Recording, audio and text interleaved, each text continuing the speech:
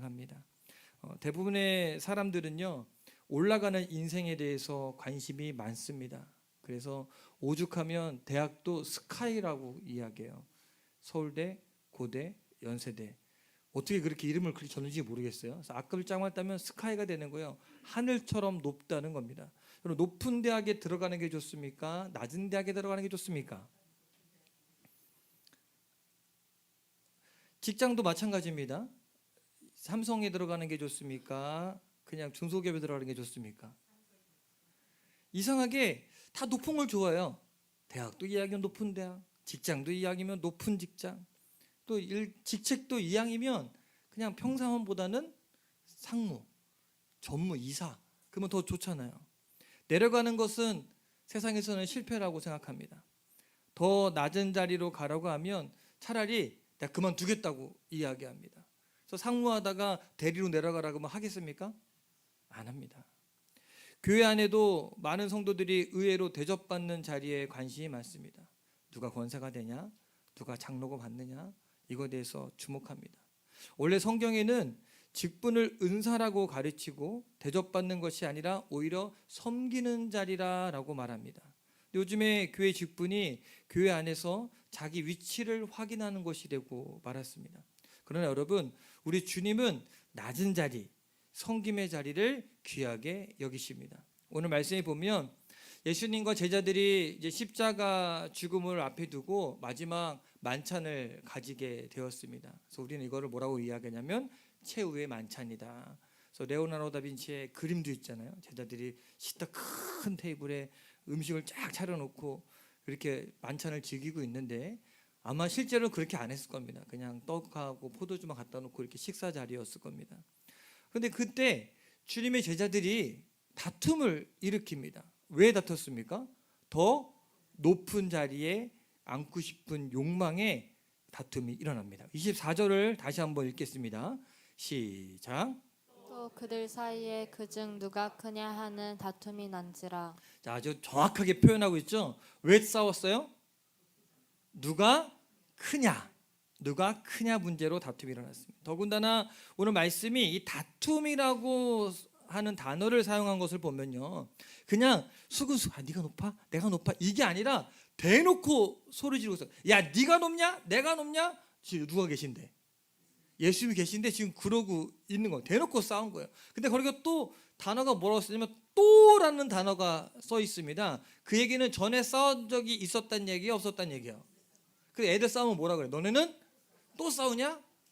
처음 싸웠는데? 이런 말 한 적 안 해. 지들도 아니까. 마찬가지로 제자들이 누가 크냐라는 문제로 갈등하고 다툰 것이 이번이 처음이 아니라는 겁니다. 성경을 찾아봤더니요, 누가복음 9장 46절에 이렇게 기록하고 있거든요. 한번 읽어볼까요? 시작. 제자 중에서 누가 크냐 하는 변론이 일어나니. 봐봐요. 지금 왜 싸웠어요? 여기도 누가 크냐. 여러분, 사실 누가 더 높냐라는 다툼 제자들만 있을까요? 저 여러분 가운데 있을까요? 이 이상하게요, 혼자서는 의미가 없어. 높고 낮음이 나 혼자니까. 그럼 둘만 되면요, 네? 그 예전에 TV에서 작은 초등학교 분교가 나왔거든요. 자기가 전교 1등이래. 그래서 너 대단하구나. 근데 전교생이 3명이야. 그 3명 중에도 1등은 있고 꼴등도 있어요. 의미가 있습니까, 없습니까?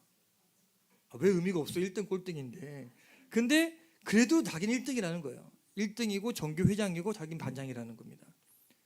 1등 두 사람만 모여도요, 그렇게 관심이 있어요. 근데 이게 우리가 가정에서도 이 높고 낮음의 역사가 일어납니다. 결혼 초기에 부부싸움이 일어나는데 대부분 여기서 일어나요. 네가 아냐, 내가 아냐. 주도권 싸움이라고 하거든요. 그래서 조언을 주변에 해줄 때, 야, 주도권 뺏기면 안 돼, 절대 하면 안 돼, 야, 설거지 네가 계속하면 평생 해야 돼, 하지 마. 이렇게 주도권 싸움을 해요. 의미가 있습니까? 없는 거 알면서도 하잖아요. 직장에서는요, 마찬가지입니다. 친구들 사이에서는요, 안 그런 것 같은데 마찬가지예요. 동문회에서, 동창에서도 네가 동창회 회장이냐 총무냐 이런 일로 다툼 일으킵니다. 특히 또 우리 한국 사회에서는요, 이 문제가 아주 예민합니다. 그래서 처음 만나서 자기소개라고 서로 알아갈 때 이 외국에서는 그런 말 잘 안 하거든요. 근데 우리나라는 꼭 물어보는 게 하나 있습니다. 뭐 물어봅니까? 나이가 어떻게 됩니까? 먼저 물어봐요. 그래서 나이가 자기보다 많으면 오 형님이시네요. 낮으면 말이 바뀌어요. 에 나보다 나이가 어리네 이렇게 바뀌어요. 근데 이거는요 어른들만 아니라 애들도 그래요. 애들이 놀이터에서 다툴 때 너 몇 살이야? 너 몇 학년이야? 이렇게 꼭 따집니다. 누가 높으냐? 누가 크냐? 이게 참 우리 사회에 관심이고 높아지고 싶은 욕망들이 있어요. 그런데 오늘 말씀에 보면 제자들이 누가 크냐라는 다툼을 하고 있는데 이거는요 제자들이 큰 오해로 생긴 다툼입니다. 제자들은요 예수님이 예루살렘에서 곧 메시아인 것을 선포하고 메시아의 나라를 건설할 것이라 생각했습니다. 그러면 그 메시아의 나라에 예수님이 세우실 새로운 나라의 왕이 누가 됩니까? 예수님이 되죠. 그러면 예수님이 왕이 되면 이제 뭐 해야 돼요? 내각을 해야 되잖아요. 국무총리 세우고 재무부 장관 세우고 뭐 이렇게 국방부 장관 세우고 이런 내각을 해야 되는데 그중에 누가 더 높은 자리에 앉느냐 이것이 굉장히 민감한 문제였습니다. 그래서 이렇게 생각을 한 거예요. 오죽했으면 엄마가 와갖고 다 큰 성인의 엄마가 와갖고 로비하잖아요. 예수님한테 나중에 우리 아들 좀 잘해주면 안 돼요? 이렇게 로비하잖아요. 그런데 이런 생각이 다 착각이고 오해입니다. 예수님은 왕으로 등극하려고 예루살렘으로 오신 것이 아니라 십자가에서 죽기 위해서 오셨어요. 근데 참 이상하죠? 사람들의 편견은요 쉽게 고쳐지지 않습니다. 한번 딱 강의되면 누가 뭐라고 해도 내가 생각이 옳은 걸로 생각을 해요. 예수님께서 제자들에게 자기가 예루살렘에 올라가면 고난을 받을 것이고 채찍질 당하고 죽을 거고 또 3일 만에 다시 살아날 것이라고 그렇게 직접적으로 한 번이 아니에요. 여러 번 말씀하셨지만 제자들은 그 말에 귀 기울이지 않았어요. 듣고 싶지 않았어요. 왜? 예수님이 죽으면 실패라고 생각하니까 다 끝이라고 생각하니까 그 의미도 깨닫지 못한 것입니다. 오로지 그들은 주님께서 왕이 되시면 그 첫 번째 자리 그 총리의 자리는 누가 차지할 것이냐 누가 될까요? 오늘 말씀에 보면 예수님은 누가 높냐 그렇게 다투는 자들 보면서 안타까워하시면서 알아들을 수 있도록 이렇게 말씀하십니다. 25절 26절 말씀을 같이 함께 읽겠습니다. 시작. 예수께서 이르시되 이방인들의 임금은 그들을 주관하며 그 집권자들은 은인이라 칭함을 받으나 너희는 그렇지 않을지니 너희 중에 큰 자는 젊은 자와 같고 다스리는 자는 섬기는 자와 같을지니라. 자, 하나님을 모르는 이방인들은요 누구나 사람들 위에 왕노릇하고 싶어 합니다. 권력을 가진 사람들은요 백성들에게 은인으로 불리기를 좋아합니다. 이것은 자연스러운 인간의 본성입니다. 사람들은 본능적으로 더 높은 자리를 추구하고 다른 사람 위에 군림하고 싶어 합니다. 그러나 주님은 너희들은 그렇지 않을지니 다른 사람들은 다 그렇게 살아도 너네는 그러면 안 된다. 너희 중에 큰 자는 젊은 자와 같고 다스리는 자는 섬기는 자와 같을지니라 라고 하셨습니다. 예수님께서는요 세상의 가치관과는 정반대가 되는 새로운 하나님 나라의 가치관을 제자들에게 말씀하신 것입니다. 하나님의 통치 아래에 사는 사람들 하나님의 백성들은요 세상 사람들과 같은 생각과 같이 살아가는 것이 아니라 다른 생각으로 다르게 살아가야 된다는 거예요. 세상은 가진 자가 큰 소리치고 군림하고 존경받으려 들지만 하나님 나라에서는요 지도자가 스스로 낮아져서 없는 자, 약한 자를 섬겨야 한다고 알려주고 있습니다. 그리고 27절에 아주 중요한 비유를 들려주고 있습니다. 함께 읽어볼까요? 시작. 앉아서 먹는 자가 크냐 섬기는 자가 크냐 앉아서 먹는 자가 아니냐 그러나 나는 섬기는 자로 너희 중에 있노라. 여러분 이 말씀 이해 안 되시는 분 계십니까? 식사를 먹고 있는데 앉아서 먹는 사람하고 서서 시중 드는 사람하고 누가 더 높은 사람일까요? 서서 먹는 사람이 더 높아요? 앉아서 먹는 사람이 더 높아요. 당연하죠. 그리고 사람들은 누구나 다 그렇게 앉아서 시중 받으면서 음식 먹기를 원합니다. 그래서 저도 한번 어느 목사님 사주셔갖고 나중에 우리 다 같이 갔으면 좋겠어요. 여기 통일로 근처에 강강술래라고 고깃집이 있어요. 가보셨나요? 혹시 가보신 분? 안 가보셨구나. 같이 갑시다.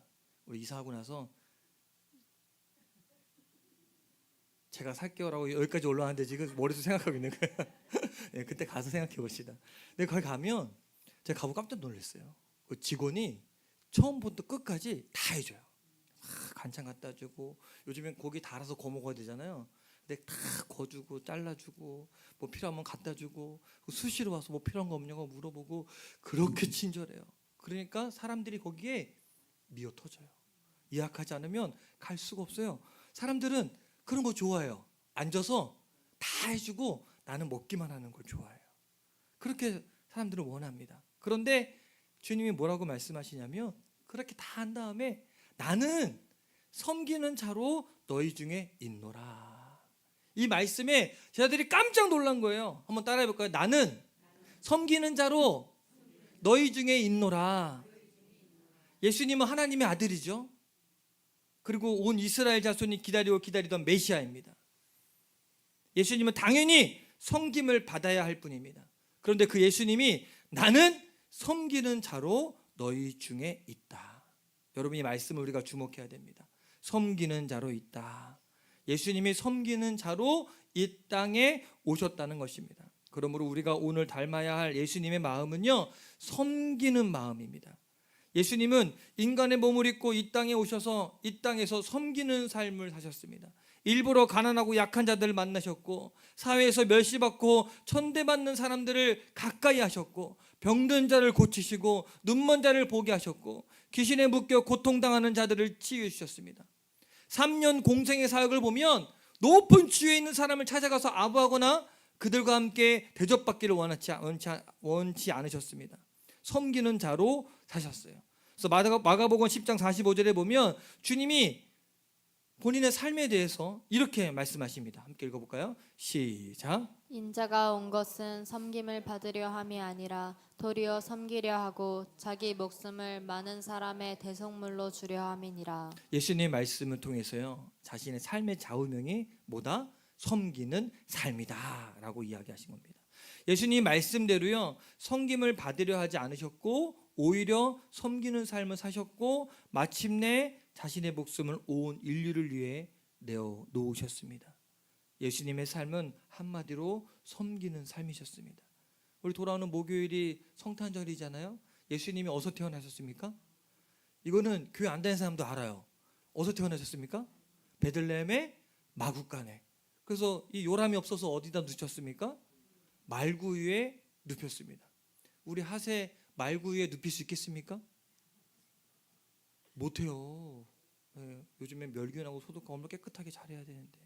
근데 그 동물들이 똥 싸놓고 그 지저분한 그 말구 위에 그 장식해놨으니까 이쁘고 깨끗해 보이지. 상상해 보세요. 짐승을 키우던 그 말구 위에 예수님을 눕혀서 그 낮은 자의 모습으로 오셨어요. 그리고 마지막까지도 십자가 지시는 그 낮은 자리에 계셨다는 겁니다.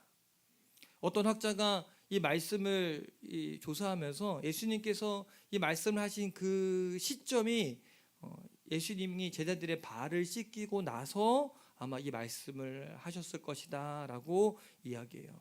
요한복음 13장에 보면 예수님은 섬기는 자가 되어라 라는 교훈을 말로만 하지 않으시고 직접 몸으로 보여주셨어요. 아마 그때 당시 상황을 추측해 보건대 이 제자들이 서로 다투고 싸우니까 예수님이 아마 그때 수건을 메고서는 놀러 와봐, 한 명씩 발을 씻기는 것 같아요. 밥 먹는 중에 싸웠으니까 밥 먹다 말고 내려오셔서 야, 얘네는 말로 해서는 못 알아듣는구나, 내가 보여줘야겠다. 그리고 수건을 가져다가 허리에 두르시고 대물을 떠서 제자들의 발을 씻기고 그 두르신 수건으로 제자들의 발을 하나하나 닦아주십니다. 그리고 난 다음에 주님이 제자들을 평생 잊을 수 없는 놀라운 말씀을 하셨어요. 내가 너희에게 무슨 일을 했는지 이해하겠느냐? 너희는 나를 선생이라 부르고 주라 부르지. 그래, 맞는 말이야. 내가 정말 그래. 내가 주와 선생이 되어 너희 발을 씻어 주었으니 이제 너희도 서로 발을 씻어 주어야 된다. 그러므로 여러분, 우리 스승이신 예수님께서 섬기는 자로 이 땅에 오셨고 섬기는 삶을 보여주셨다면 우리도 이런 것을 본받아야 합니다. 그렇다면 여러분, 우리가 주님 닮는 섬기는 자가 되기 위해 배워야 될 것이 무엇인가? 우리 두 가지 같이 보려고 해요. 첫 번째는요, 우리는 원망 없이 섬기는 일을 해야 합니다.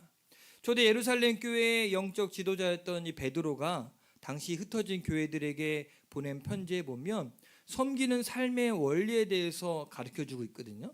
베드로전서 4장 9절인데 함께 읽어볼까요? 시작. 서로 대접하기를 원망 없이 하고. 어떻게 하라고요? 대접하는 거를 어떻게 하라고요? 원망 없이 하래요. 이 사람들이 섬길 때 쉽게 빠지는 함정이 있다는 것을 베드로가 알고 있었던 겁니다. 봉사하는 사람들이 어떻게 하냐면 다른 사람을 보고 원망하는 겁니다. 자신은 열심히 봉사하지만 봉사하지 않는 사람들을 보면, 야, 나는 이렇게 열심히 봉사하고 있는데 저 사람은 왜 아무것도 하지 않는 거야? 나만 고생하고 있잖아 라고 원망하는 거예요. 실제로 저희 교회는 이렇게 규모가 작으니까 주차도 알아서 하고 들어오시잖아요. 근데 겨울에 큰 교회들이 주차 안내하시는 분들이 있어요. 그러면 춥잖아요. 코도 빨가고. 그러면 이분들이 이런 딜레마에 빠지시는 분들이 있어요. 왜냐하면 자기는 추워서 귀도 얼고 코도 어는데 차에서 이렇게 일로 가세요 하면 말 잘 들으면 좋잖아요. 근데 말을 얼마나 안 듣는지 모른대요. 그러면 이분이 생각하는 거예요. 나도 이렇게 봉사하는데 자기는 편하게 저렇게 주차하면서 왜 저렇게 하나, 말도 안 듣네 하면서 뭐 하는 거예요 지금? 봉사하면서 원망하는 거예요. 누가복음 10장에 나오는 마르다와 마리아 자매 이야기가 아주 좋은 예가 됩니다. 예수님께서 마르다 마리아 자매의 집에 친히 방문하셨습니다. 집에 손님이 오면 뭐부터 준비하십니까? 그죠, 바로 나오네. 음식부터 준비합니다. 그래서 음식을 준비하려고 언니 마르다가 온 힘을 다해서 막 준비해요. 아직 준비가 덜 됐는데 예수님이 오셨어요. 오셨으니까 마리아는 예수님이 좋으니까 예수님 발밑에 앉아서 예수님과 이야기하고 있는 거예요. 바빠 죽겠는데 마리아가 예수님 발밑에 앉아 있어요. 너무나 분주하니까 마르다가 예수님 앞에 짜증을 내면서 이렇게 이야기합니다. 예수님, 내 동생 좀 뭐라고 해주세요. 지금 주방 이렇게 바쁜데 나 좀 도와주라고 하고, 이따가 예수님이랑 얘기하면 되지. 좀 말씀하셔서 너 좀 도와주라고 이야기하세요. 그러니까 마르다는 아마도 마음 가운데 처음에는 그냥 했을 거예요. 하다가 마리아가 눈치 없이 계속 예수님 앞에 있으니까 얄밉잖아. 끄떡하시는 분은 이제 원망이 섞인 봉사를 하고 있을 수 있어요. 그러니까 그 마음에 이야기한 거예요. 예수님이 마르다는 자기 편 들어줄 줄 알았어. 왜? 열심히 하니까. 근데 예수님이 이렇게 말씀하세요. 마르다야, 마르다야, 네가 많은 일로 염려하고 근심하지. 네, 몇 가지만 하든지 한 가지만이라도 족하고 살아야 된다. 마리아는 이 좋은 편을 택하였으니 빼앗기지 아니하리라. 너는 네가 선택했으니까 그 일 하면 되고 마리아는 선택했으니까 이거 하면 돼라는 이야기예요. 주님은요, 아마도 마르다의 그 마음의 원망을 보셨을 것입니다. 원망과 불평을 터뜨리면서 아무리 많은 봉사를 한다고 하면 그것은 주님의 기쁨이 될 수 없습니다. 저는 이 말씀을 읽으면서, 자, 이제 이후 상황은 성경에 나오지 않아요. 그러니까 그 상상으로 한번 해봅시다. 예수님과 제자들이 식사를 마치시고 다 갔어요. 다 가고 나면 이제 뭐 해야 돼요? 설거지. 자, 물어볼게요, 여러분. 밥 차리는 게 힘들어요? 설거지가 힘들어요? 바로 나오네. 자, 설거지가 산더미처럼 쌓여 있어요. 자, 이거 마르다가 바로 했을까요? 원망과 불평으로 가득 차 있더니 마르다 다 먹고 가서 이제 끝났어, 난 몰라, 아마 입을 뒤집어 쓰고 쉴지도 몰라요. 그럼 그 설거지 치우는 거 누가 있을까? 아마도 성경에 나오지 않아요. 근데 마리아가 예수님한테 은혜를 받았잖아. 그러면 콧노래를 부르면서 룰루라, 나 주님 은혜 받았으니까 기쁜 마음으로 치우고 설거지도 기쁜 마음으로 하지 않았을까? 설거지하면서 야 언니 나 좀 도와줘야지 라고 짜증 섞인 말로 하지 않지 않았을까? 왜? 주님의 말씀을 듣고 마음이 기쁘고 힘이 나니까 감사함으로 집안일을 다 하지 않았을까? 여러분, 이런 추측이 가능한 것은요, 마리아는 다른 사람과 자신을 비교하지 않고 오직 예수님만 바라봤기 때문에, 예수님 말씀만 들었고 예수님만을 사랑했기 때문에 아마 그렇게 하지 않았을까라는 생각이 듭니다. 예수님은요, 다른 사람과 비교하면서 원망하는 마음으로 섬기기를 원하지 않습니다. 오직 주님을 사랑함으로 원망 없이 대접하고 섬기기를 원하십니다. 아까도 얘기했던 것처럼 우리 인간의 본성은 당연히 섬김받고 싶어 합니다. 누구나 앉아서 먹고 싶어 한다는 것입니다. 그러나 이런 본성을 이기고 낮은 곳으로 향하고 겸손하게 다른 사람을 섬기는 삶을 살려면요, 우리 힘으로 되지 않고 예수님의 마음을 품어야 할 수 있습니다. 우리 인간의 자연스러운 본성, 곧 섬김을 받으려는 본성을 이기지 않고서는 이 섬김의 삶 자체가 불가능할 것입니다.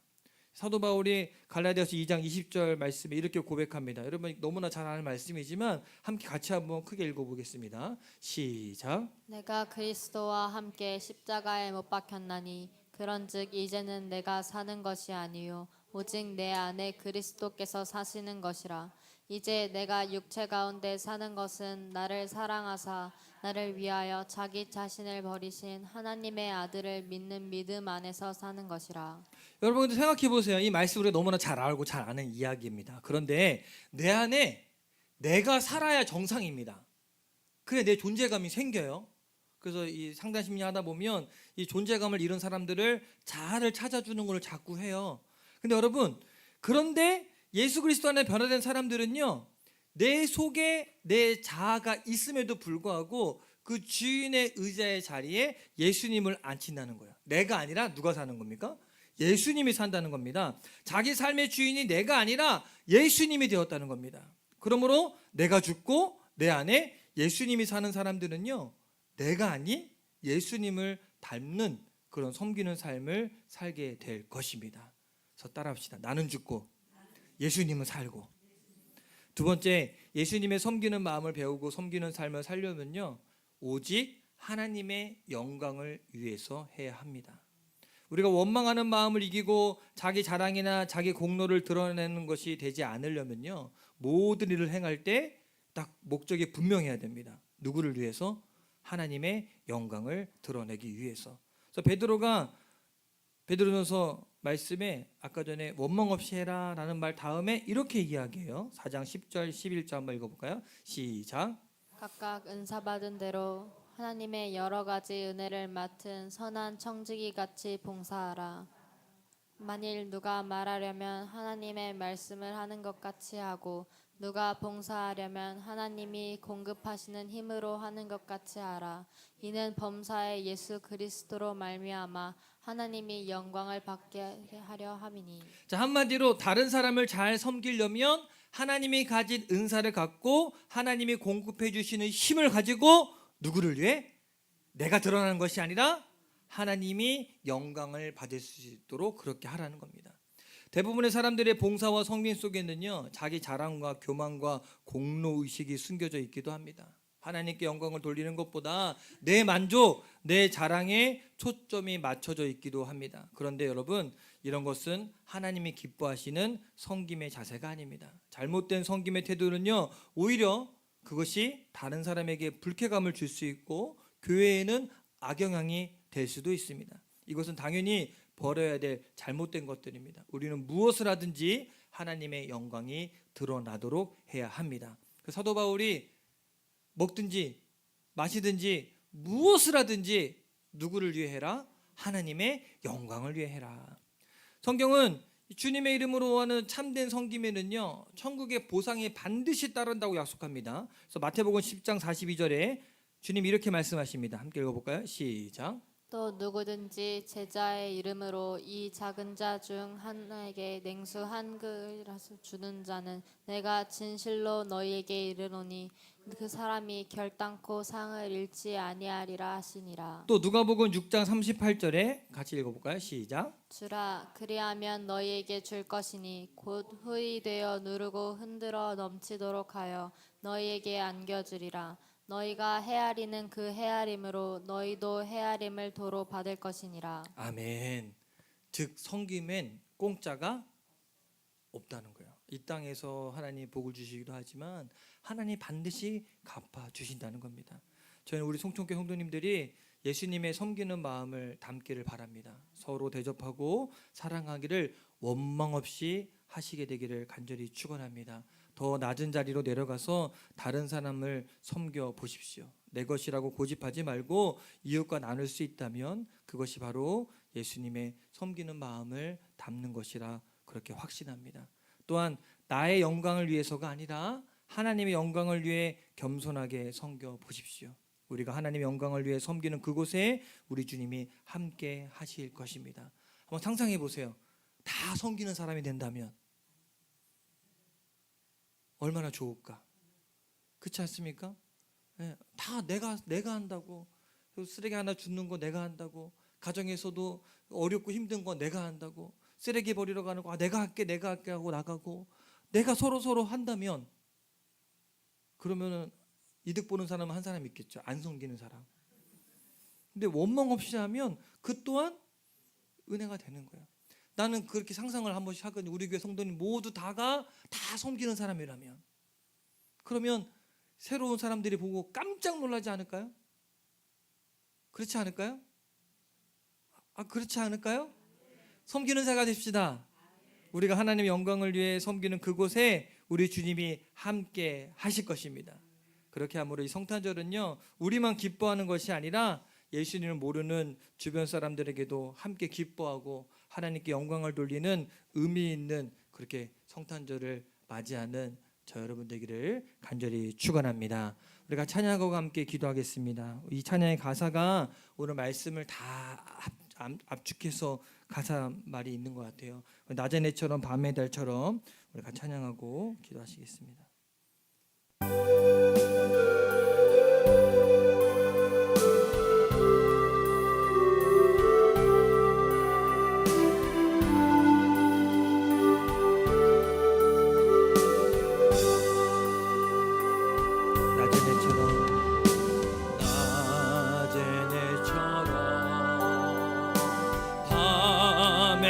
달처럼 그렇게 살 순 없을까? 욕심도 없이 얻은 세상 비추어 온전히 남을 위해 살듯이